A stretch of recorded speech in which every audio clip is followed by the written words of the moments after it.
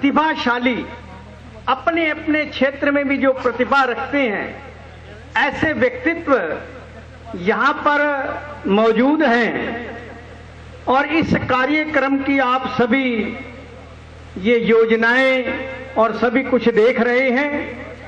हमारे बीच में जो पूर्व वक्ताओं ने कहा है, मैं उससे सहमत हूं। और हमारे अभी सांसद,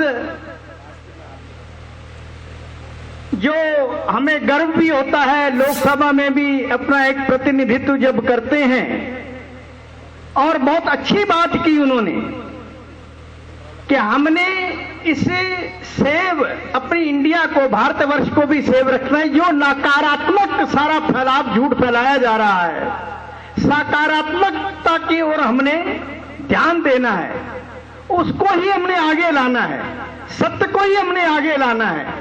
हमारे पूर्व सांसद भी बता करके गए, अभी जो वर्तमान में बागपत से हैं और माया नगरी का भी प्रतिनिधित्व करते रहे। निश्चित ही ऐसे ऐसे लोगों को चुन करके लाया गया। तोमर जी भी हमारे बीच में बैठे हुए हैं, बराला जी हैं, त्यागी जी हैं, हमारे विमल शर्मा जी हैं, और बड़ी गंभीरता के साथ अपनी बात को गंभीर जी ने भी 4 लाइनों में कहा। तो बहुत गहराई की बातें हैं। मैं केवल इतना ही कहना चाहता हूं कि आज की जो परिस्थितियां हैं, इंडिया को इसी धरती ने ही सेव किया है। यहां मेरठ की धरती को ही क्रांतिकारी कहा गया।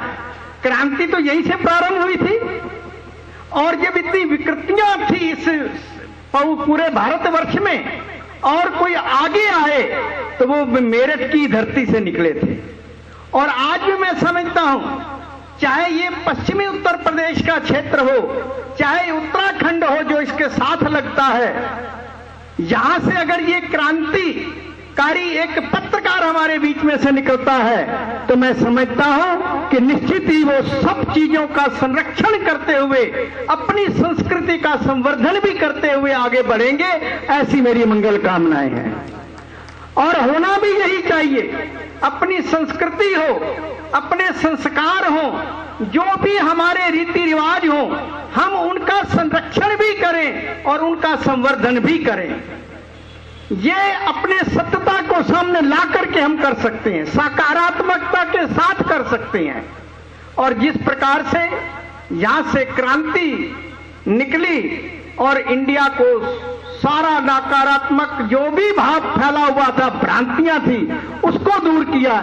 इसी प्रकार से राजेश शर्मा को भी मैं परमपिता परमात्मा से यह प्रार्थना करता हूं, उनको समर्थ दें, शक्ति दें कि वह निर्भीकता के साथ, सच्चाई के साथ, निडरता के साथ, जहां अपनी कलम की धार को उन्होंने बहकने नहीं दिया, अपने शब्दों के माध्यम से भी उनको बुलंदियां प्राप्त कराएंगे।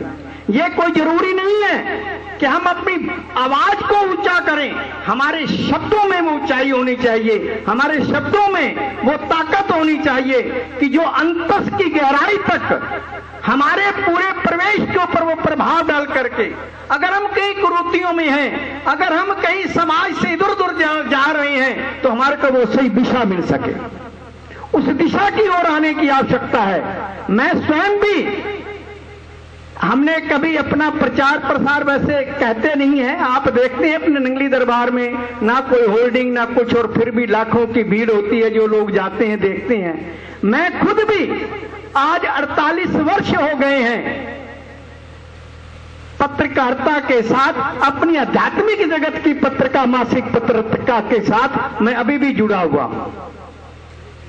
और हमने कभी भी किसी भी का विरोध ना करते हुए अपनी भारतीय वैदिक संस्कृति के प्रचार प्रसार को कभी भी नीचे नहीं होने दिया। अपनी बुलंदियों के साथ, अपनी कलम के माध्यम से उसको हमने हर एक समाज के समक्ष रखा है। और हमने यही कहा है कि सद्भाव और सद्भावना, समदृष्टि और सद्भाव अगर कोई है तो वो हमारी सनातन संस्कृति में है, और वो हमारे को कहीं से मिल नहीं सकती। तो समय बहुत अधिक हो चुका है, मैंने भी अभी दिल्ली पहुंचना है।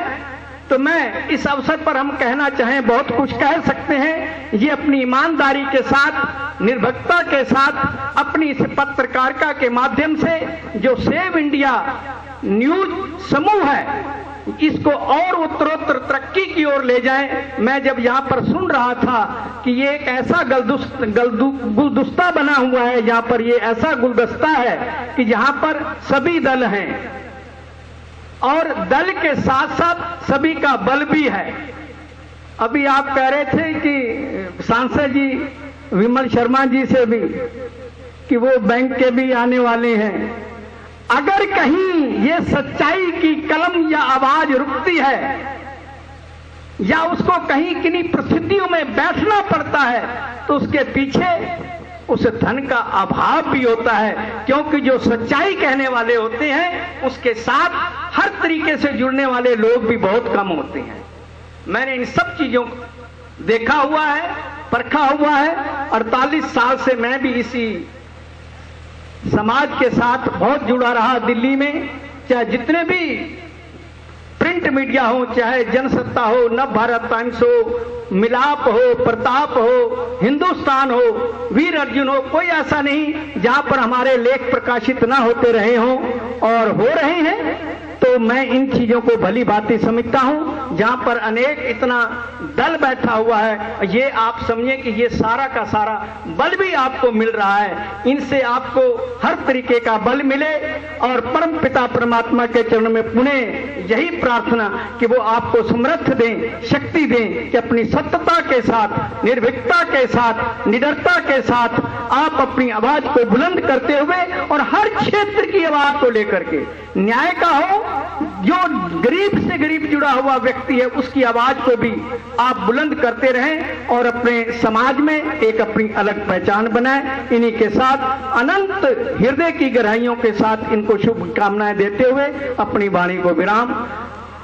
भारत माता की